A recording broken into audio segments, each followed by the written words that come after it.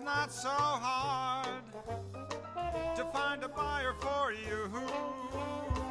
When money talks, you're under its spell. Ah, but what do you have when there's nothing left to sell? Hello, everybody. This is Alan Strickland Williams with Finding My Audience. You're the audience. I'm the guy finding the audience. I'm Alan Strickland Williams. It's been a while. It is Sunday, February 22nd. It's 10:50 a.m. What is the weather out there? I'm looking out the window. It's gorgeous. What is it here? It is, guys, you can't make this up. It is 69 degrees. God damn it! Oh, no, wait, hold on. It is 69 degrees. Talk to me, baby! Been a minute since I've done the pod, as you can tell. Forgot what some of the buttons mean. It's been a while. First off, let me say thank you to the Patreons. I don't know if you can believe this. People are still hanging on, even after that drought of content. I appreciate that. Thank you very much. You know who you are. Things have been. I had a really crazy start of the year. It's the year you look back and everything, and I did have. I would say, here's what I'll say. 20, and I think I might have talked about this. No, because I think the last thing I recorded would have still been in the old year. But it's like I had a basically good year, and I had a good year because not because nothing terrible happened. And especially because nothing terrible happened at the very end of the year, which has happened multiple times recently.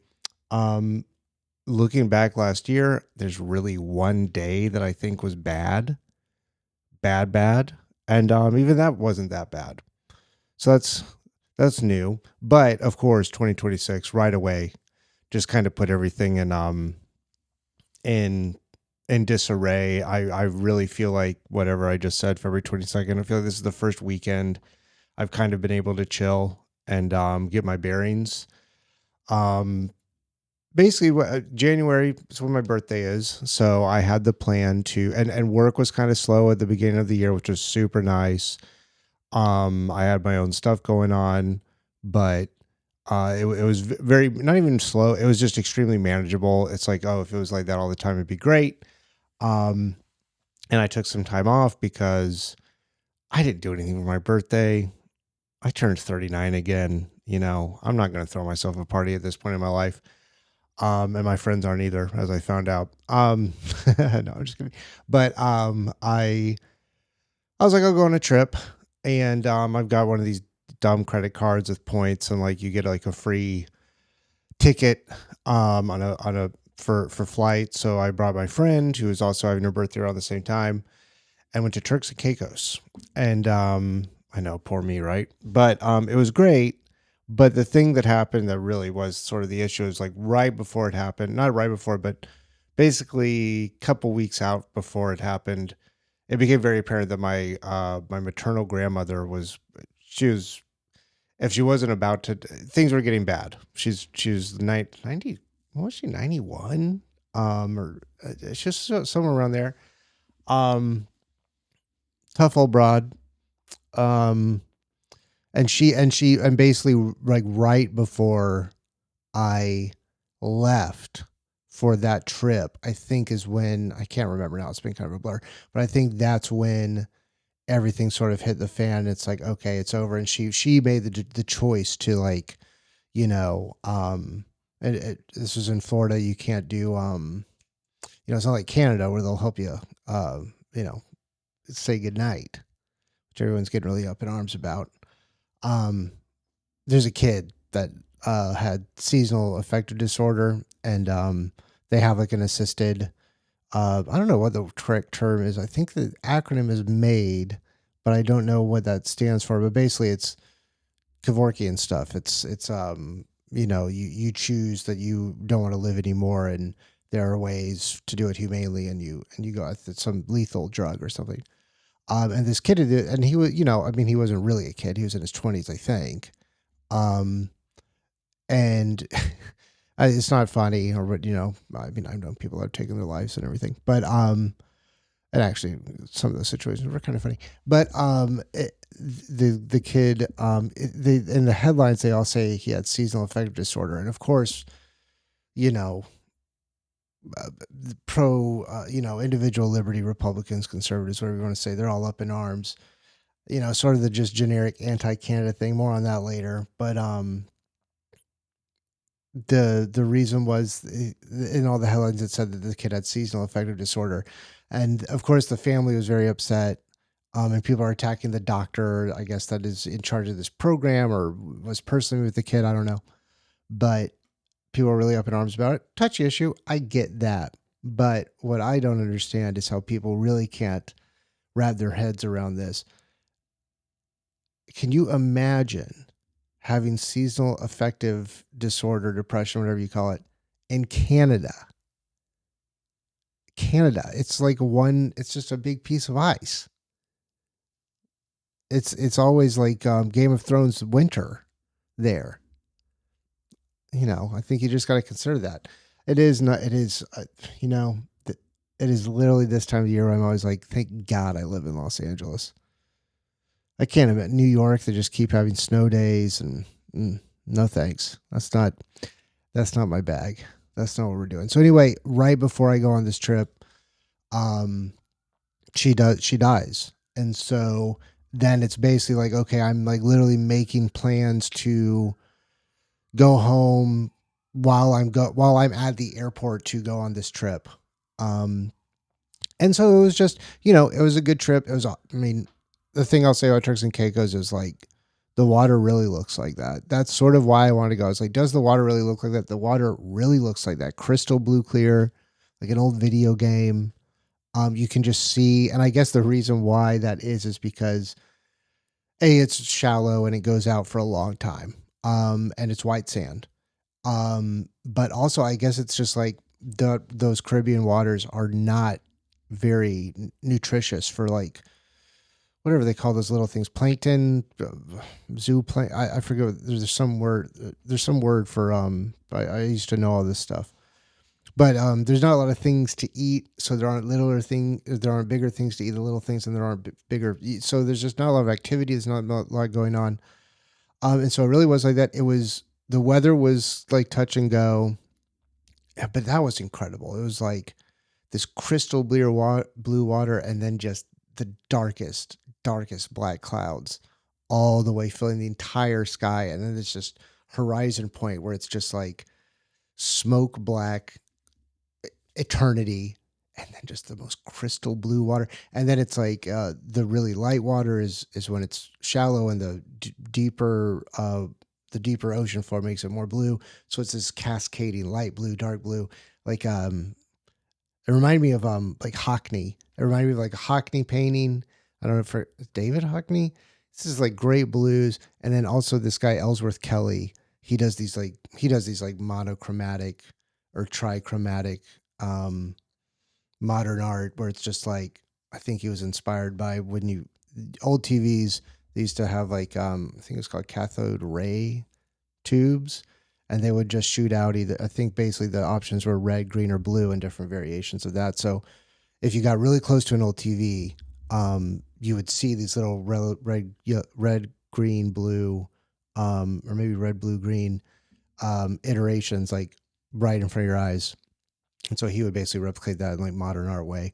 And those blues were like very, very royal blues. So it was like the lighter blue reminded me of Hockney, the dark blue reminded me of that.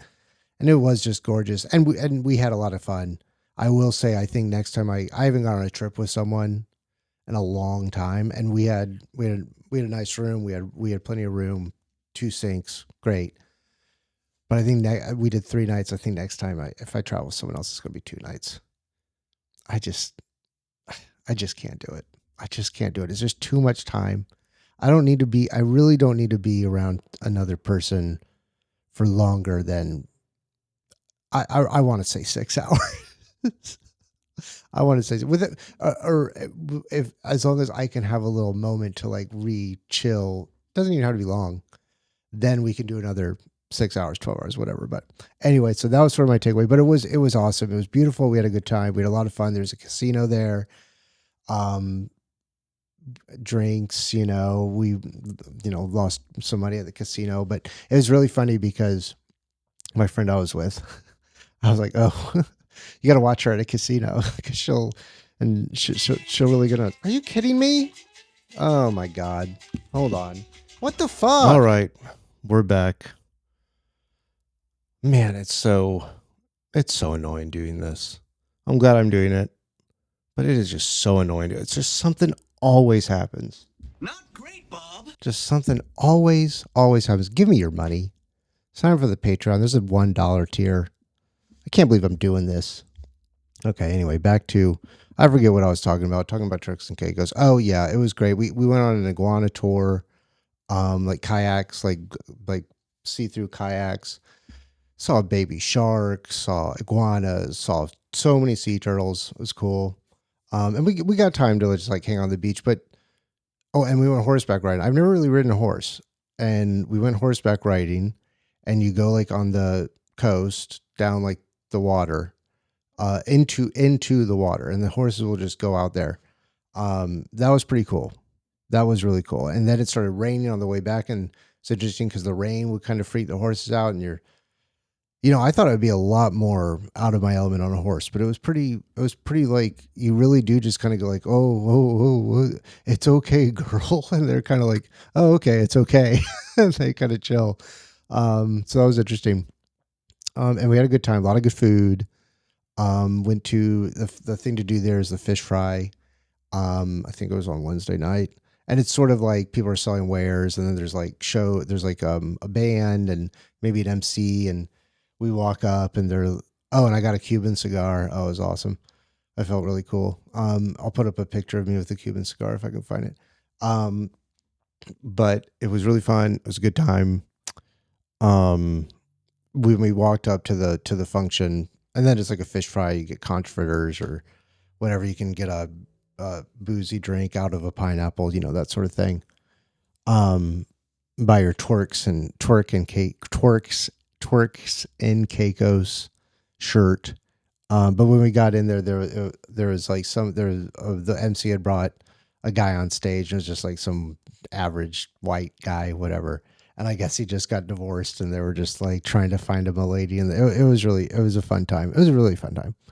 Um, but I'm like, when I want a vacation, I kind of don't want to do anything, or I don't really want to make plans. Maybe like one or two things I want to do, and I just want to like walk around, or and in that situation, weather didn't really allow for it, but just sit on my ass on the beach all day, go in and out of the water, sit by the pool, swim, but just basically be there, have a drink, read. I did read a lot, which was awesome. And the travel too, but the whole thing of it was overshadowed by my grandmother's death and the funeral, and sort of being engaged with my family and checking in on my mom and stuff. Um, and then basically what happened was we got back from that trip, and then less than 24 hours later, I'm back at LAX to take the red eye back home and change airplanes. I had to run like HECK through through the Atlanta airport to make my flight. And it was so annoying because I will say one of the flight attendants was super, super helpful. One of them was, the rest were not, but one of them really was. And I was like, I would never ask for this, but I got the alert that I'm missing the flight. I'm missing the next flight. I was just like, I know that planes have been held before. I've seen this happen. Is there anything we can do about this? And she made that happen, and I was very thankful for that. Um, but I was just like, if I miss this funeral, I'm never going to hear the end of it for the rest of my life. I have to ask, like I have to try, and it worked out. And of course, I've basically been recovering from that, um, for a long time. And so first, what I want to talk about, kind of, and then I'll get back to what else has been going on recently. But so I go home for the funeral, and the funeral was great, and I was a pallbearer, and I'm seeing my cousins I haven't seen in forever, and seeing the whole family, and seeing their kids, and seeing my sister's kids with their kids, and like I just saw them at one moment run around this one hallway area, and like even almost hit the table that we used to hit all the time that literally was still there. I'm like, oh my God. But it just, brings up all these memories and everything. And, the dynamics of I haven't been around that side of the family in a long time. And just in general, that many people in the family, like we just all haven't been together like that in a long time. And at a certain point, it's literally like you're all in the living room. Everyone's just sitting in a chair. It's like if you go to group therapy, but literally everyone's your family. And no therapy is happening. Things are happening that make you need to go back to therapy. But I was so tired. It was really good to see everybody. It was a good service. I'm glad I got to make it. I'm thankful I made it. And then, I think I was there for maybe 30 hours, 30 something hours. And then got on the plane, came back, and I've basically been recovering from that. But somewhere in there, I went to the movies and I saw Sentimental Value, the Norwegian film. Joachim Trier, is that how you say his name? The director, uh, Stellan Skarsgård, the dad Skarsgård was in it. He plays a director who left the family, and it's all about this house, and it's all about generations that have lived in this house. And it's the girl. If you saw Worst Person in the World, it's the woman from that, Renata Rensiv, I want to say. Didn't really do a lot of. Look, today I was like, let's just do it. Let's just jump in. And that's what we're doing here. Uh, but it was just crazy because it's all about generations and things folding in on themselves. And she as an adult is with her nephew, and she's showing him how different secrets of the house and stuff. And so it was just really layered, and great movie. Watch it if you haven't. I think it's still playing in some places. I think it's still playing in LA. I saw it fairly recently, like 2.5 weeks ago, and I think it was still playing as of yesterday. So that was really cool. Glad I saw that. I mean, that's to me. I haven't seen a ton of movies this year. I haven't seen every movie, but to me, I'm like that should be Best Picture. I don't know. That's just me. Um, and maybe I'm wrong. Like I haven't seen a lot, but that to me, that's like that. You just watch a movie and you're like, this is so good. Speaking of that, I also saw Nirvana. I also saw, what's you listening to in there? Nirvana.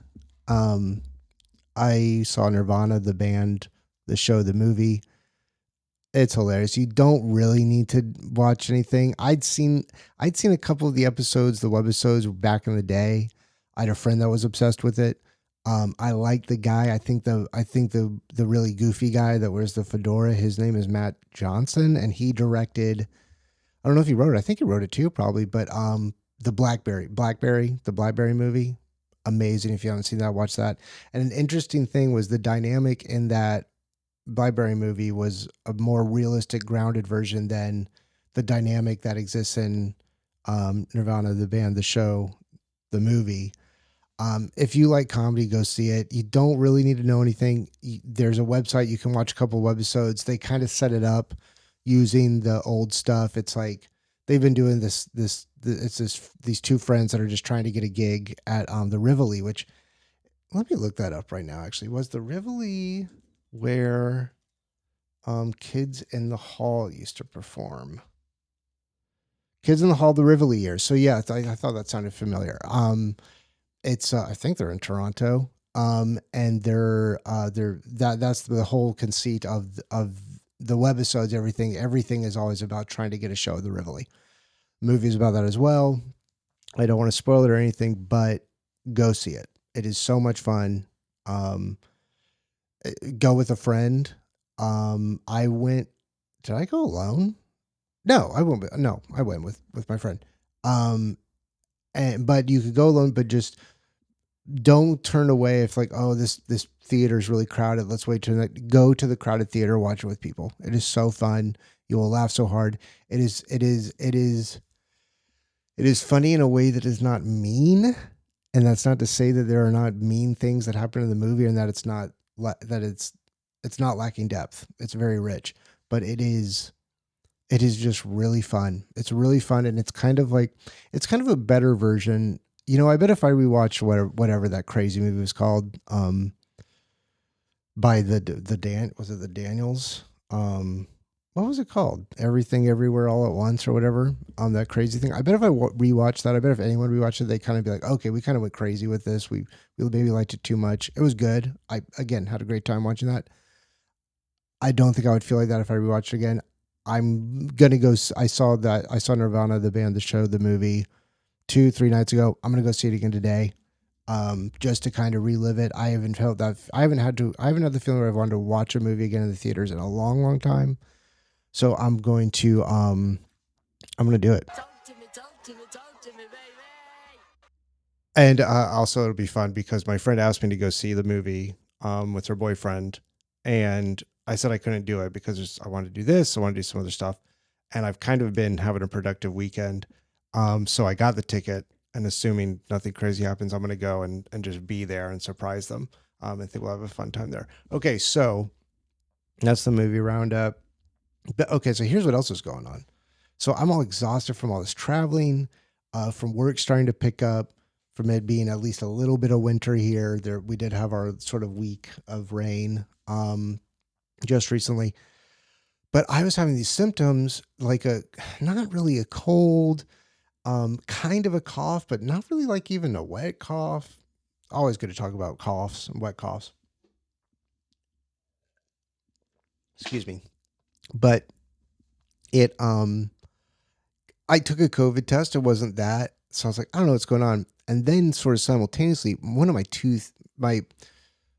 my wisdom teeth finally started to come in fairly recently, at least one of them. And it is so painful. I'm like, oh, this is why teething for kids is like horrendous. It feels awful, crazy. And so I make a dentist appointment, which I think I went 2 years ago or whatever. And they're like, yeah, your wisdom teeth are coming in. You have like you have an infection. That's what's causing the symptoms. It was also funny too because I had a doctor's appointment for a follow up thing from my physical last month, and I go in and I'm like, I know you're not the dentist, but could you take a look at my tooth and just make sure it's not infected or whatever? And he looked and he was like, no, it looks all right. And then the dentist is like, yeah, so your tooth is infected. I'm like, wow, they really are different worlds. I was like, I don't even know what the etiquette is. Am I allowed to act like the mouth or teeth exist seeing the doctor? But I guess it's just like a totally foreign land to them. And so here's what I'm gonna say. I know not everyone has dental insurance, but if you're not, a lot of times you can. What I used to do was you could go to like dentist schools. I think you could do it at UCLA, where it's like much cheaper. And I, I'm just saying, go to the dentist. I'm gonna have to drop 2 months rent on my mouth, and I can't even live in there. Okay, so that's just my advice to you. Okay, so what's going on? We got the Winter Olympics just wrapped up. I woke up early to um, watch the hockey game. I'm not a hockey fan, but it's kind of nice to have something that you can just put on and sort of have on constantly. I love curling. I want to write. My friend that I'm actually going to go surprise at the movies. I want to Babs Gray. Come on, Lady to Lady, hilarious comedian album. If I did it, um, Babs is great. She's one of my oldest friends. We've written some things together, and we just have like that same sort of take it to crazy town mentality. And we've been talking about something we want to write, and I'm like, I think we got to do like a curling mockumentary. It just lends itself. There's a whole cheating scandal with curling about how and it's like if you watch it, it's like literally they curl the stone, and then it's like you're not supposed to touch it after you release it. They're touching it a little bit. It's just like the most like that's the cheating. It's just so funny, and then it's like there's brother sister teams. There's husband and wife teams. There's 4-man teams, 4 women teams. It's just there's so much to it. Different countries. I think it could be really fun, and it's such an obscure sport too. Where I still don't know actually how it works. I don't know why sometimes they remove the stones, sometimes they get to stay. There's something called the hog line. Make your own joke there. I'm not going to do it for you. It's there for you. Do it. I believe in you. But anyway, the Olympics kind of interesting because what brought me out to Los Angeles for good, I did an internship out here at Scheinhart Wade Corporation, NBC Universal. And when I went back to college last year and that for my senior year, and then I graduated and I had no plans, nothing. And I emailed everyone I could think of, and no one got back to me. And as I'm driving home from college with no plan, no idea what to do or tell my parents or anything, um, I get an email back from the people I worked with at NBC that last summer, and that was 2007, 2008 Olympics were happening, and they're like, we literally need someone to like watch the feed for like quality control for our network. It was like a smaller network. It probably doesn't even exist anymore. And I was like, heck yes. And they're like, it's only however long the Olympics is, maybe a little bit after. I said, fine. And then I was like, let me just get out there and see what happens. And then that led to work. And then that led to being in the page program, blah, blah, blah. And, just sort of gave me the inertia to stay and be here. Um, and so I've kind of always enjoyed it because, and I love NBC. I love the way that NBC does it. It's like you're with a host in studio and they throw to another host in studio and then they throw to another host in studio. And then there's like someone you've never heard or seen of doing a Today Show style segment where they're making cheese with the local cheesemonger, and then eating the cheese. They're talking about the cheese, and then just Snoop Dogg's there. It's just fantastic. It's great. And so I got up early. There was the gold medal between USA and Canada, and that's a big deal. USA hasn't won since the '80s, the Miracle on Ice thing, and USA won. And I woke up way later than I meant to. I turned it on right when overtime started, and overtime didn't last that long. So I'm no means a hockey fan. I don't even know if I'm a USA fan, but it was just fun. And then I just sort of, well, I'll do the joke later. There's a joke, but what I will here's what I'm going to say. So this was the 2026 Olympics in Milano Cortina. The 2028 Olympics allegedly are going to be in Los Angeles. I do not know how they're going to do this. It will be very interesting to see.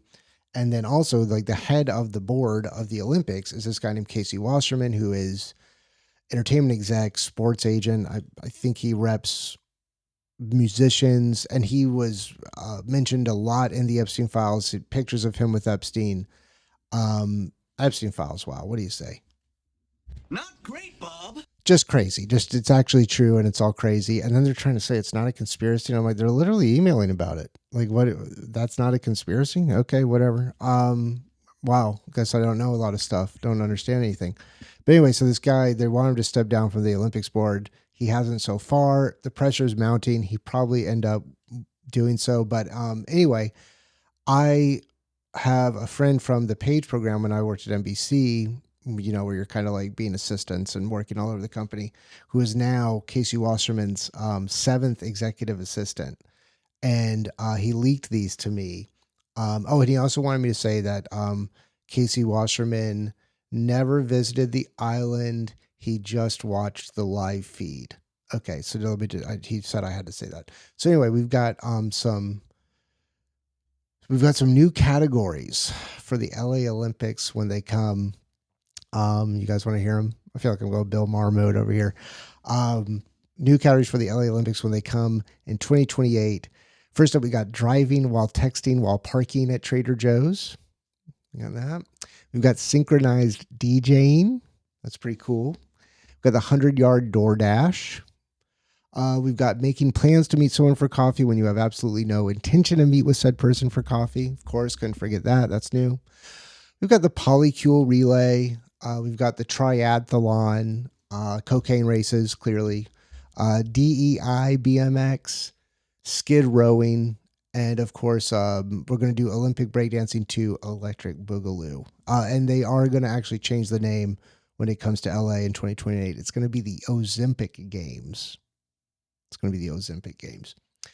Okay, that was sort of a joke thing there. I don't know if you guys have ever heard of jokes before, but I just dug that. I added some more to it, but I dug that out from an old Ad Midnight packet, which I looked at and I was like, damn, that was a good packet. If they'd hired me, they might still be on the air. Okay, here's what I want to talk about. There's some things that I've seen recently and I probably did not put this in good order, but we're just going to keep going with it. They're talking about a rent freeze in New York, and there's the rent freeze in LA, the moratorium when, I don't even think there was a rent freeze. It was like you couldn't raise the rent. And I think in New York, they're talking about an actual rent freeze. And, the landlords flip out and everyone's like, oh, well, why don't you just buy a house or move or something? It's like, what? You're literally proposing. It makes more sense to move to Canada, become a citizen, and kill you, and get the government to help you kill yourself. Like that. That would be easier than, like, what are you talking about? You have no idea what you're talking about. But it's all people that fancy themselves landlords or are actually landlords or have a dream of being a landlord one day and literally lording their land over people. And one thing you hear a lot, that I hear a lot, is, well, it's got to make sense for developers to build new buildings, and it's got to make sense for the landlord to repair it and blah blah. And it's the market, and it's the free market that decides all this, blah blah blah. And I'm like, well, here's what I'll say. There's a vacant apartment above me in my building, which I'm very happy about. Great not to have someone above me right now, but it's been here for about a year, and they haven't lowered the rent. They haven't lowered the rent to have someone move in. So clearly, they don't respect the market. We're not actually talking. I feel like we need to start calling the bluff on these things. So like they say like, oh, well, it doesn't make sense for us to do these repairs because then we can't charge, because of rent control. Then we can't charge enough money to make money from the repairs we put in, blah, blah. And it's like, okay, well, let's call your bluff. Why don't we do this?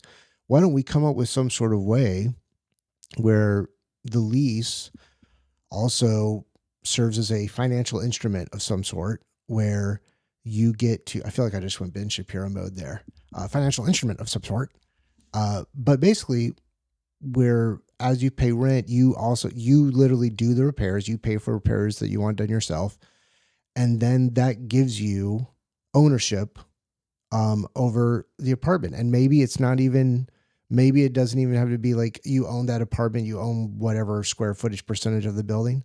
Maybe it's just like, hey, I put this money in, let's keep track of that number. And then you just get like maybe a small payout and for a set amount of years afterwards, because you are the one willing to put the money up front to get these repairs done that will later benefit them when you move out. Or if you don't move out, you're a steady customer, you're happy, they're happy.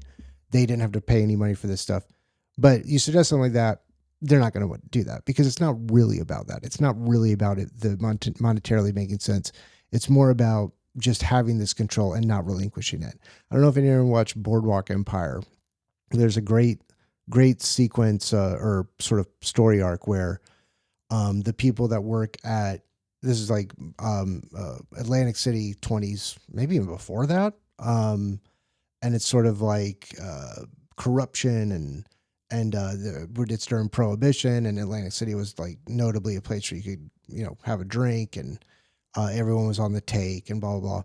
And the workers that worked at these resorts and hotels, eventually, I don't know if they actually unionized, but it's basically striking to get paid more. And like the powers that be were just like, if we do this now, then they're going to want everything else. That's what it is. They just don't want anyone else getting anything. It's not about the money. It's not about the free market. It's about that. And I should actually talk about that now, but let's just keep going in order because we're just going to do that. So, okay, I had kind of exciting, feels dumb talking about this, but I did have my first thing go viral since the first Trump administration. So, I'll just play it. Here you go. A lot of people are worried about artificial intelligence, worried about AI. People are worried that it's going to try to take over the world. It's like, well, yeah, now that we put the idea in its head, it'd be stupid not to give it the old college try, right? But here's what I'm worried about. No one's talking about this. All we do online all day is make fun of AI's art.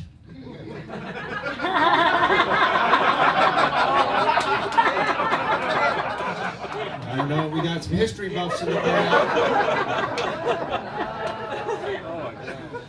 So yeah, not bad, and that's not the full joke. That was from Pretty Major in New York City. That's the sort of vulture show. The only reason I get to do that is because at some point in my life, I impressed Jay Jordan. Super funny comic, Hulu special. Let me just look it up because you actually should watch it. Hulu, Jay Jordan special. It was called Yes Ma'am. Yes Ma'am. Very, very funny comic. Very good jokes per minute. Actual joke writer. And and also just one of those people too that really sort of always uses their platform for good, and not afraid to go after the Theo Vaughns of the world, which is really that Theo Vaughn stuff is just crazy because I don't think he's malicious, but it's almost like he is. I don't know if it's like a George W. Bush situation where it's just like, dude, you just shouldn't be. You just shouldn't be doing any of this. Like you, and I think, and I'll say this too. I love how he talks about addiction. He's obviously hilarious. Just the way he talks. He plays that very well. Maybe a lot of times it's not intentionally funny, but it's super funny. I legitimately thought his interview with Trump was good. It was like one of the most human opportunities that you ever see Trump. Um, and he's trying to talk to him about addiction, and Trump was addicted to like diet pills or whatever speed he was on. And, he's got some sort of reward dopamine thing going on with how he acts. But he had like no frame of reference because his, brother was an alcoholic and died of it. So he's like, he never drank or anything. But anyway, that went out, and it's been, I'm like, here's what I'll say. You get millions of views, then you get like maybe 1,000 followers from that, maybe if you're lucky. And then what I'm waiting to see is I'm like, will anyone buy my record from this? Will this lead to anything? It didn't lead to anyone joining Patreon. Actually, that might not be true. I think one person joined the Patreon. But besides that, it was just sort of like, just based on what it was about, the amount of people that just literally type in, I don't get it. Why are you saying you don't get it? Like, this isn't class. Like, look it up. And the fact that it's about AI, and then people are using AI, but they're not using it to figure out what the joke, who it's about. And then also there's just straight up hate comments that come in because it's about what it's about. So it's been an interesting ride. It's like, oh yeah, this is awful. Social media is terrible. It's just the worst, and you have to do it. And that's why we're doing it. The LA mayoral race is heating up. Nithya Raman, my representative, she declared on the last day. It's going to be a mess. I mean, really, I think LA should take a break from having a mayor and just figure out the city charter and do a lot of like council reform, because I will say, in Karen Bass's defense, we have a very weak mayor. It's designed that way. That being said, I don't know if you really want to literally be in Ghana when the fires are out. I guess maybe not truly her fault, but also we do know when these things could happen. Maybe you shouldn't do it during then. But that, and so the reason why I bring this up is because I know I'm doing very well mentally, health wise, because I've been spending a lot of time on Nextdoor. I've been spending a lot of time on Nextdoor telling people to think about what they type before they type it, stuff like that. I've been trolling a lot. Hey, I'm not gonna lie, I've been trolling a lot, and guess what? I'm having a great time. It makes me feel young. Makes me feel like what the internet is all about. So look for me on Nextdoor. Follow me on Nextdoor. Let's see. It's also tax season. Oh, here's what I was gonna say. I should have done this with the landlord thing. But one thing I've been thinking about too is, a lot of people are talking about not paying their taxes because of how awful everything is, which I completely agree with.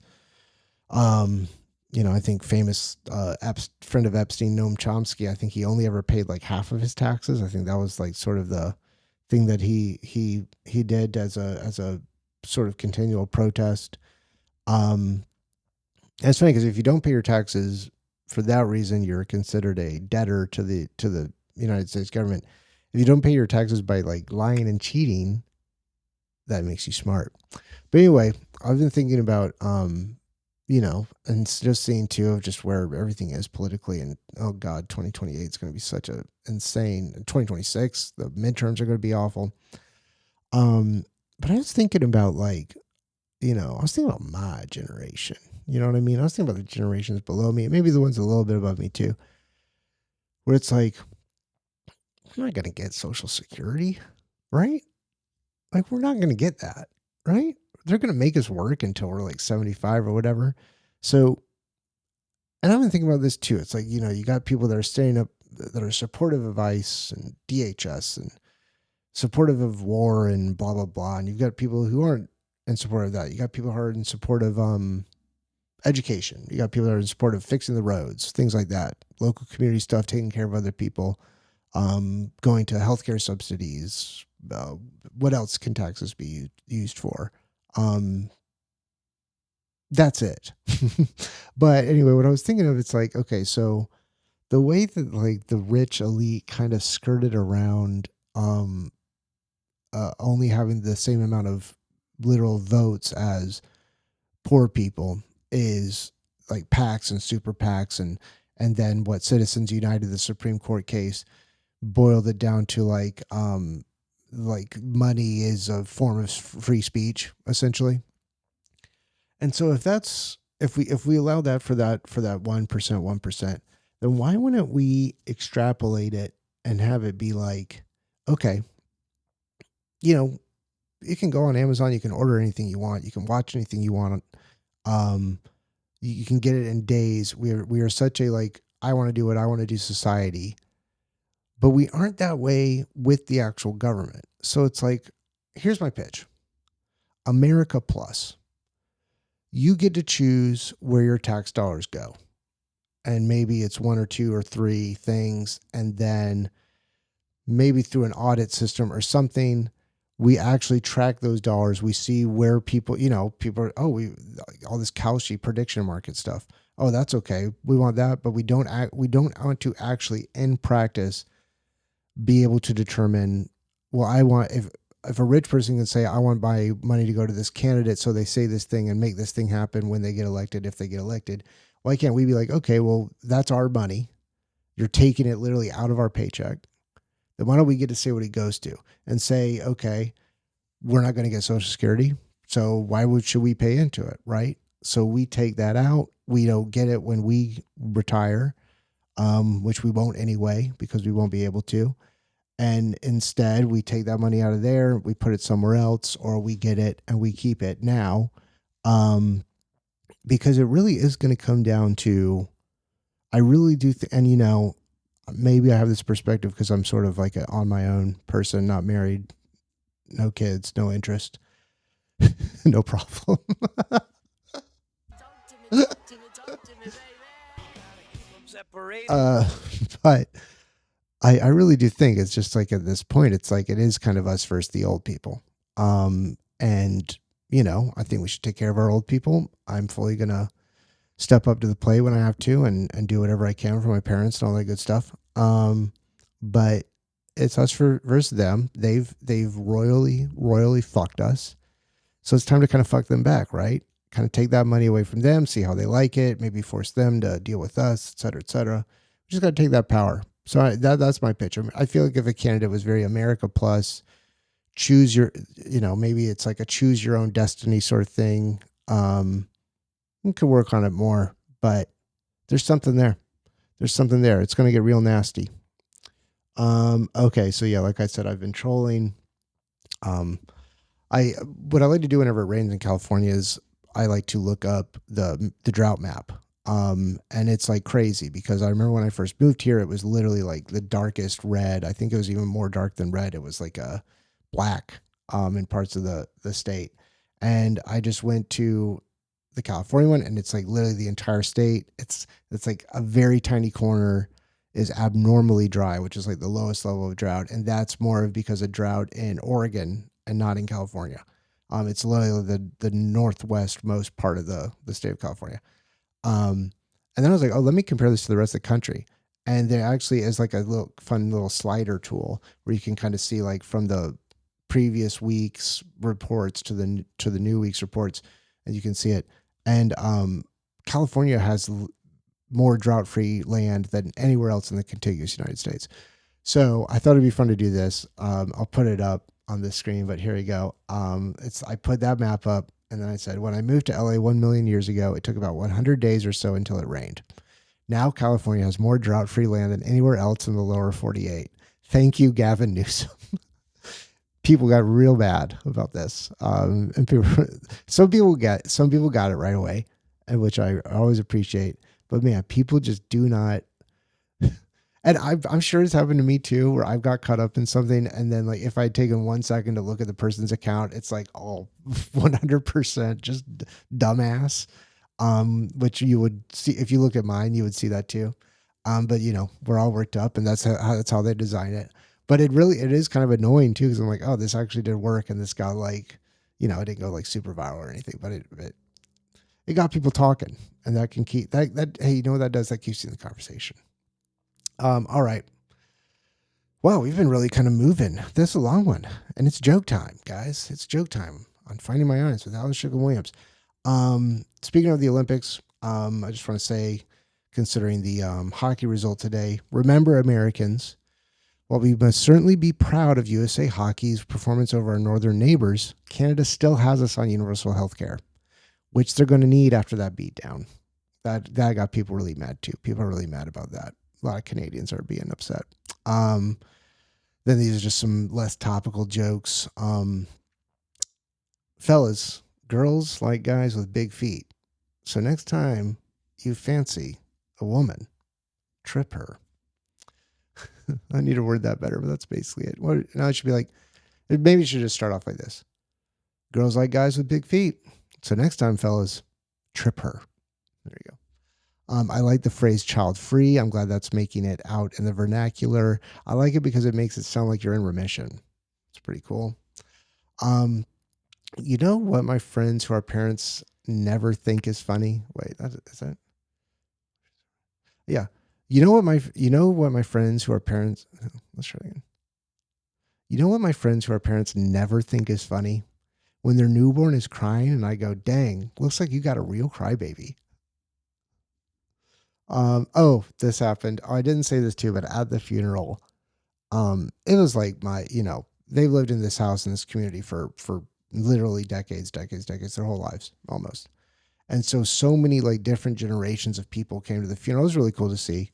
But there was this one gaggle of ladies that I think they were all maybe they seemed a little bit older than my mom. But probably kids around the same time or whatever. And they were just like, it was like a sketch. It was just like these four like older women, and they're just like so happy to see each other. But it's like there's literally like a dead body over there. It's like my grandma's dead body is like right over there, and they're just laughing, like revisiting stuff, and like I just thought that would be like it just made me think of a sketch where it's like you just see the four women and they're just like reminiscing all the times, and then the reveal is that they're at a funeral and they're just like having a really good time. Um, but anyway, so this is also what happened. It's like I haven't seen this side of my family in a long time. It's all love, but there are just big differences there. And there's a reason why I came out here and everything. But it was interesting because that's not how I should set up the joke. I need to figure it out. But basically what happened was this is outside of joke time. But basically what happened was I go home. I'm so tired. I just went on a red eye. I just got back from a trip. I turned around. I had less than 24 hours in LA. Just ran through the Atlanta airport. See family I haven't seen in forever.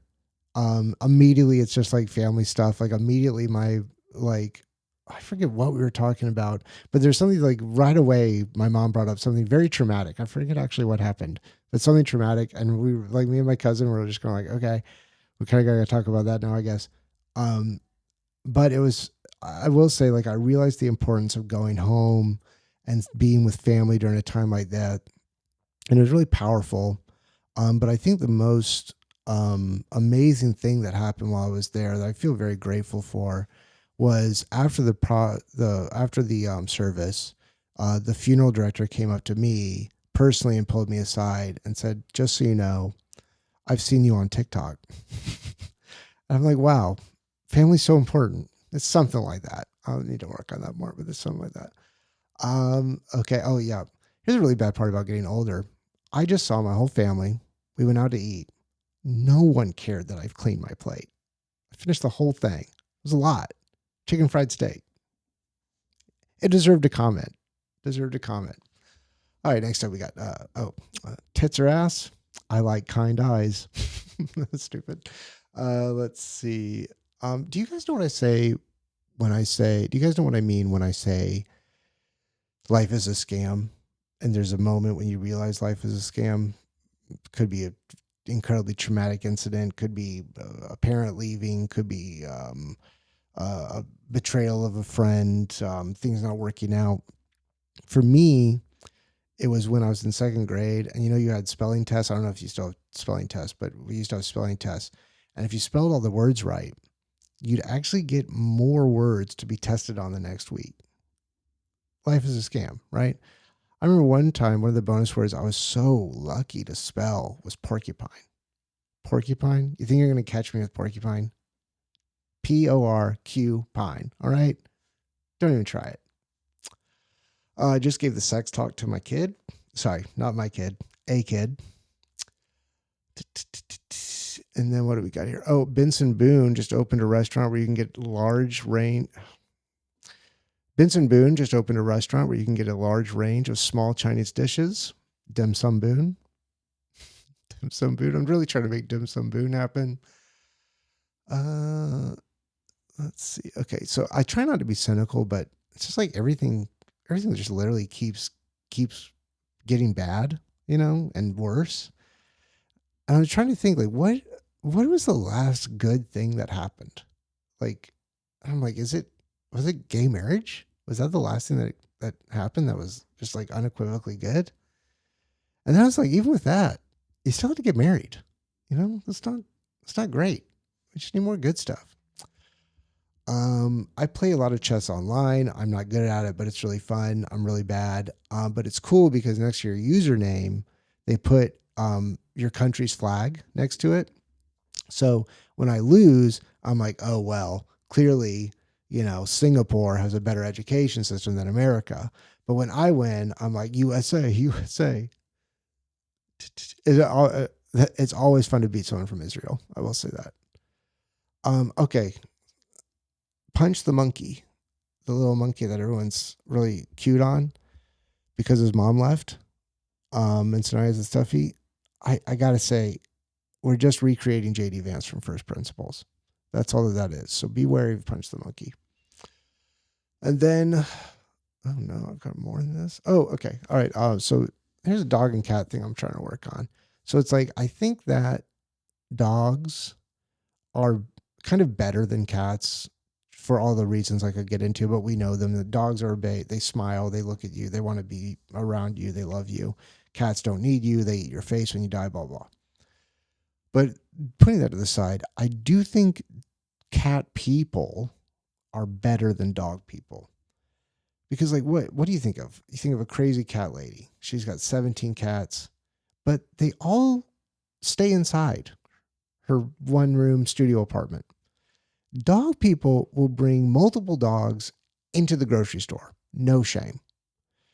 Dog people engage in a subterfuge. They're like making little vests for their dogs so that they can be emotional support animals. They're photo.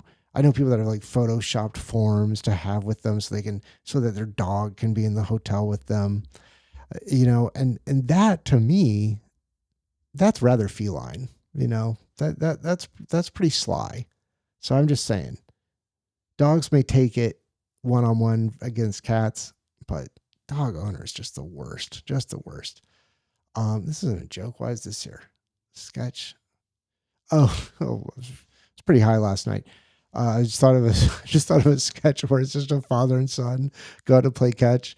It's like a commercial for America, and it was because I saw that Budweiser commercial where it's like the horses running, and then there's like a bald eagle with the horse, and like free birds playing, and like the horse jumps, and then like the bald eagle spreads its wings. It looks like the horse is flying. It's like America. I thought of a sketch kind of commercial where it's like a father and son. It's like morning in America. It's like a father is like, son, you want to go out play catch? It's like, yeah, dad. And then they go out and they're just literally throwing a gun back and forth. It's just like America. Not really a joke. Okay, let's see. This is the last one. This is great. Wow, this is almost an hour. Let's see here. Thank you for bearing with me. Oh, I had to buy. It's winter. I have psoriasis. I rose out of lotion. I had to go buy lotion at CVS. I go to buy lotion at CVS, and I'm like, okay, I'm like a guy alone buying lotion at CVS. I know what this looks like, right? And it's like a big thing of lotion. It's like, okay, I'll play it smart, I'll buy a classy magazine so that no one knows, no one thinks I'm a degenerate. Lucky me, I like reading Gentleman's Guide to Not Jacking Off Quarterly anyway. So I read it for the articles about not jacking off. Every year I get older, and I think maybe this is the year I'm going to stop writing jokes about jacking off. And it's not. Hasn't happened yet. I'm beginning to think I never will. Not going to get married. Not going to have kids. Maybe it's just jacking off all the way down. That's it. Thank you guys for listening. Join the Patreon. Buy my album. I'm always trying to make this more of a regular thing, but it probably never will be. That's probably just the truth of it. There's a lot of stuff I'm trying to do. There's a short film I'm working on that I need to write the script for. But I'm really glad I did this. Thank you for listening. Have a great day. And I'll see you in the funny papers.